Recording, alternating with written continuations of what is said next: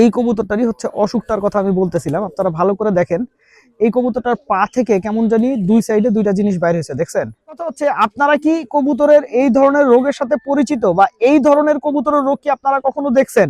ভাই আমি কখনো দেখি নাই, এইটাই আমার জীবনে দেখা ফার্স্ট এবং লাস্ট। এটা একটা রাজশাহীর গিরিবাজ কবুতর, কিন্তু ভাই চোখ হলুদ। এই কবুতরের বাচ্চা মিনিমাম 6 থেকে 7 ঘন্টা উড়ে, প্রচুর ফ্লাই করে এই কবুতরের বাচ্চা। আপনার কাছে কি মনে হয়, এটা কি গোল্লা কবুতর না গিরিবাজ কবুতর? আসসালামু আলাইকুম দর্শকবৃন্দ, কি অবস্থা সবার, কেমন আছেন আপনারা? আপনাদের সবাইকে আমার নতুন একটা ভিডিওতে স্বাগতম। দর্শকবৃন্দ, আজকে আমি আপনাদেরকে বিরল প্রজাতির একটা কবুতরের রোগ দেখাবো, যে রোগটার এখন পর্যন্ত কোনো সমাধানে আমি আসতে পারি নাই, এবং এই রোগটার কারণে একটা জাতের কবুতর সম্পূর্ণ নির্মূল হয়ে গেছে। আমি কবুতরটা দেখাই।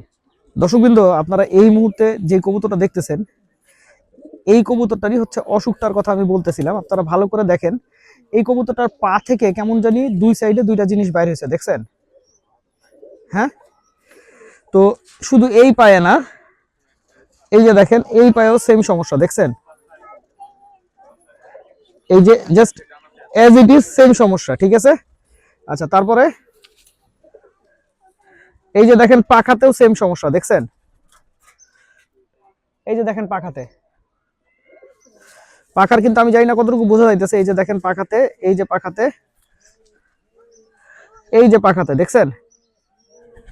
আপনার কাছে মনে হইতে পারে এগুলো পক্স, এগুলো কিন্তু পক্স না। হ্যাঁ, তো এইটা হচ্ছে আমার ছোট ভাইয়ের বাসার একটা কবুতর। তো ওর এই কবুতরগুলা পাল্লায় খুব ভালো করতো, হ্যাঁ, খুবই ভালো করতো পাল্লায়, এবং ফ্লাইং টাইমও অনেক ভালো ছিল। তো এই কবুতরগুলার 2 নাম্বার জেনারেশনে আসার পর থেকে এই ধরনের রোগ দেখা দিল, এবং প্রথমে একটা কবুতরের এরকম হইলো, তারপর থেকে এই জেনারেশনের যতগুলা কবুতর আছে সবগুলা কবুতরের এই রোগ হওয়া শুরু করলো। এবং এই রোগের হওয়ার পরে প্রথমে কবুতর, আসলে প্রথম লক্ষণ হচ্ছে কবুতর উঠতে পারে না। অনেক ফ্লাইং কবুতর হওয়া সত্ত্বেও ওর আস্তে আস্তে উড়া কমে যায়। উড়া কমে যাওয়ার পরে এই ধরনের জিনিস আসলে ওর পাখা থেকে বাইরে হতে থাকে, ঠিক আছে? ওর খাওয়া দাওয়া সব ঠিক থাকে, কিন্তু উড়া কমে যায়। আচ্ছা, যখন কবুতরটা উড়া কমে যায়, এরপরে হয় কি, আস্তে আস্তে ও হাঁটতে পারে না।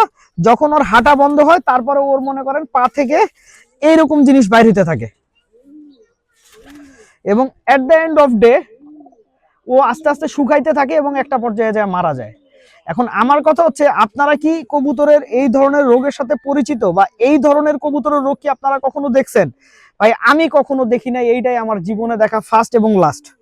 এবং আমি অনেক কিছু মেডিসিন দিছি, আমি ওরে ভিটামিন দিছি, মিনারেল দিছি, আর যে আমি মনে করছি ভিটামিন বা মিনারেলের কারণে এই সমস্যা, কিংবা ঘা শুকানোর জন্য যে ওষুধগুলা দিতে হয় সেগুলা দিছি, কিন্তু আমি কোনো সমাধানে আসতে পারি নাই। শেষ পর্যন্ত ভাই আমি ব্যর্থ হয়েছি। যত যাই চেষ্টা করছি, ফলাফলে না আসতে পাইরা ব্যর্থ হওয়ার পরে ভাই আলটিমেটলি আমার হাতে কিছু করার নাই। এবং শুধু আমি না, আমরা পশু চিকিৎসকের কাছে গেছি, পশু চিকিৎসকের কোনো আসলে সমাধান বলতে পারে নাই। তো আলটিমেটলি আস্তে আস্তে একটা জাত বিরল একটা রোগে নির্মূল হয়ে যাইতেছে, ওরে আর কোনোভাবে বাঁচানো যাইতেছে না। হ্যাঁ, এখন আমার কথা হচ্ছে, আপনাদের কারো কাছে যদি এই রোগের কোনো সমাধান থাকে অবশ্যই আমাকে বলবেন, বা আপনাদের কারোর সাথে যদি হয়ে থাকে এই রোগটা, সেটা আমাকে বলবেন। এটা হচ্ছে আমার ছোট ভাই রিয়েলের ছাদ, এগুলা হইতেছে ওর উড়ার কবুতর। এই যে এগুলা উড়ার কবুতর, এগুলা নর কবুতর। তো ওর বাসা তো রাজশাহীতে, এগুলো সব রাজশাহীর নর কবুতর। রাজশাহীর কবুতর আছে, ঢাকার কবুতর আছে, বিভিন্ন ধরনের কবুতর আছে। তো আপনাদের কাছে একটু বকা শুনি, বকা শুনতে আমার খারাপ লাগে না। এই যে দেখেন, এখন আমার হাতে যে কবুতরটা আছে, এটা একটা রাজশাহীর গিরিবাজ কবুতর, কিন্তু ভাই চোখ হলুদ।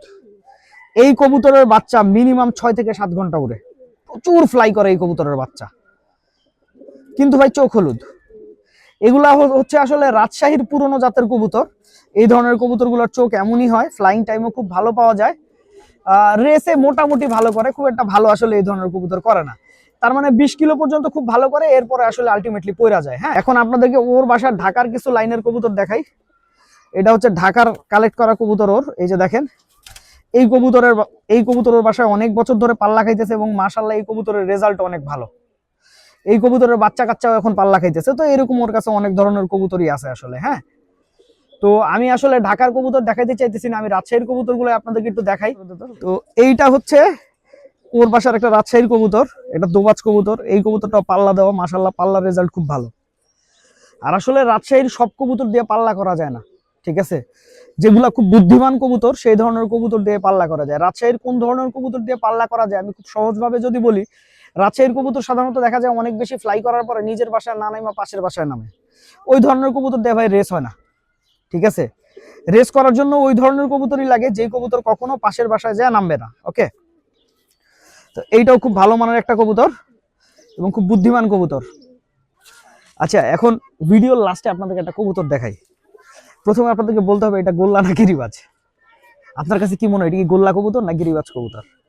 ভাই এটা গিরিবাজ কবুতর। এমনকি এই কবুতরটা 41 কিলো একটা গেমে আসা হাই ফ্লায়ার কবুতর, প্রচুর ফ্লাইং করে, রেসেও রেজাল্ট খুব ভালো। 41 কিলো গেমে আসছে, আপনি তো বুঝতেই পারতেছেন। কিন্তু কবুতর দেখতে ভাই গোল্লা, পুরা আজব টাইপের একটা কবুতর, দেখছেন? একদম আজব, আজিব আজিব, পুরাই আজিব, কিন্তু রেসের রেজাল্ট মারাত্মক আসলে। তো আশা রাখতেছি এই কবুতরগুলো ভবিষ্যতে আরো ভালো করবে। আর আমাদের আসলে যারা আমার বিডি পিজন লাভার রেসিং ক্লাবের যারা সদস্য আছে, তো এরা আস্তে আস্তে আসলে কবুতরবাজি সম্বন্ধে মোটামুটি ভালো জ্ঞান পাইছে। আমার গেমগুলাতেও আসলে এরাই আসলে কবুতর আপনার ছাড়ানো থেকে শুরু করে নিয়ে, পুলিং থেকে শুরু করে নিয়ে ওরাই থাকে। তো এর জন্য ওদের ভালো অভিজ্ঞতা হয়েছে। তো আশা করতেছি সামনে ওরা অনেক ভালো কিছু করবে, এই প্রত্যাশায় ভিডিওটা শেষ করছি।